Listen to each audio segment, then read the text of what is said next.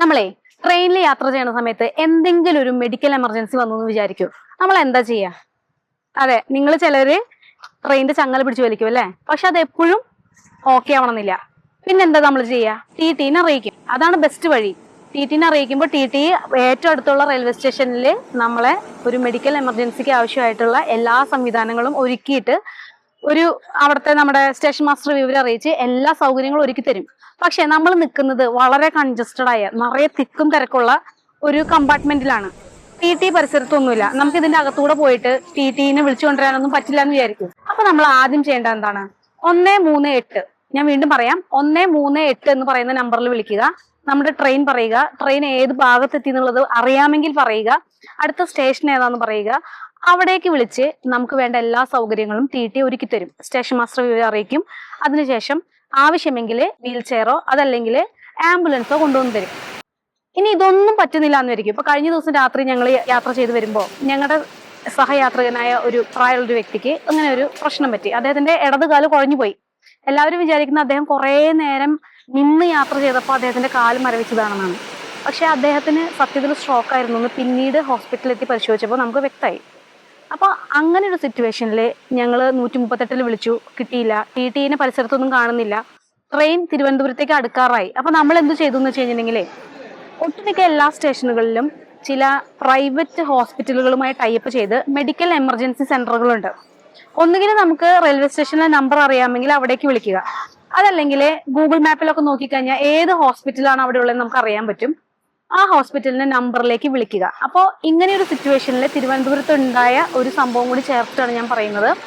ഞങ്ങളുടെ സഹയാത്രികനെ ഇടതുകാല് തളർന്നപ്പോൾ ഞങ്ങൾ നേരെ അവിടെയുള്ള ഒരു പ്രൈവറ്റ് ഹോസ്പിറ്റലിന്റെ മെഡിക്കൽ സെന്റർ ഉണ്ട്, അതിന്റെ നമ്പർ ഞാൻ താഴെ കൊടുക്കുന്നുണ്ട്.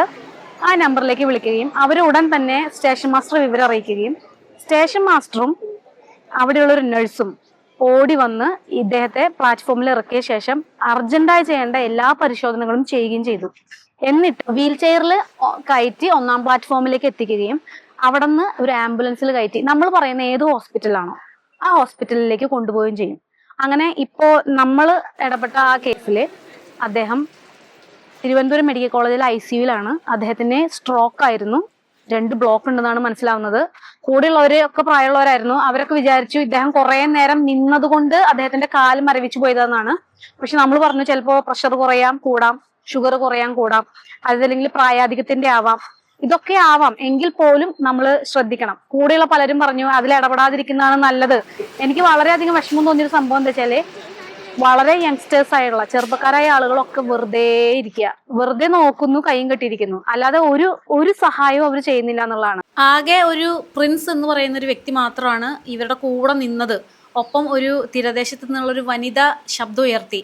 ഈ പ്രിൻസ് എന്ന് പറയുന്ന വ്യക്തിക്ക് നേരത്തെ ഇതുപോലെ വഴിയിൽ കുഴഞ്ഞു വീണ് നല്ല മനസ്സുള്ള കുറേ പേര് രക്ഷിച്ചത് കൊണ്ടാണ് അദ്ദേഹം രക്ഷപ്പെട്ടത് എന്ന് പിന്നീട് ഞങ്ങളോട് പറഞ്ഞിരുന്നു.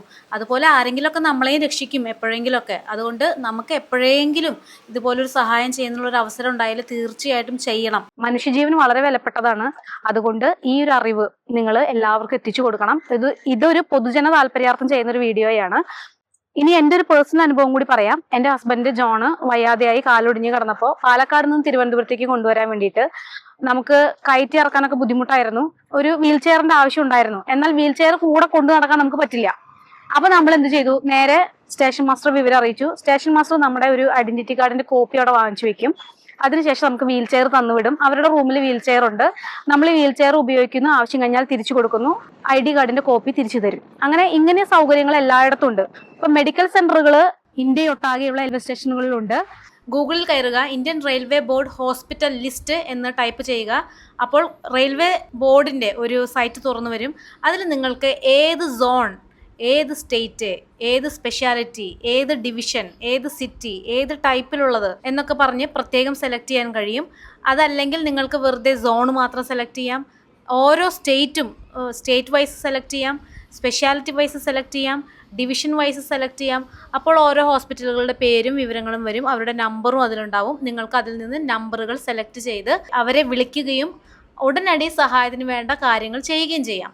അപ്പൊ ഇത് നിങ്ങളുടെ അറിവിലേക്ക് നൽകുകയാണ്. നിങ്ങൾക്കോ കൂട്ടുകാർക്കോ സഹോദരങ്ങൾക്കോ നിങ്ങളുടെ സഹയാത്രികർക്കോ ഇങ്ങനെ ഒരു ആവശ്യം വന്നാൽ, സഹായം വേണ്ടി വന്നാൽ ഇത്തരം വഴികൾ നിങ്ങൾക്ക് തിരഞ്ഞെടുക്കാമെന്ന് പറയാനാണ് ഈ വീഡിയോ നിങ്ങൾക്ക് ഇഷ്ടപ്പെട്ടെന്ന് കരുതുന്നു. മറ്റൊരു വീഡിയോയിൽ കാണാം. ബൈ.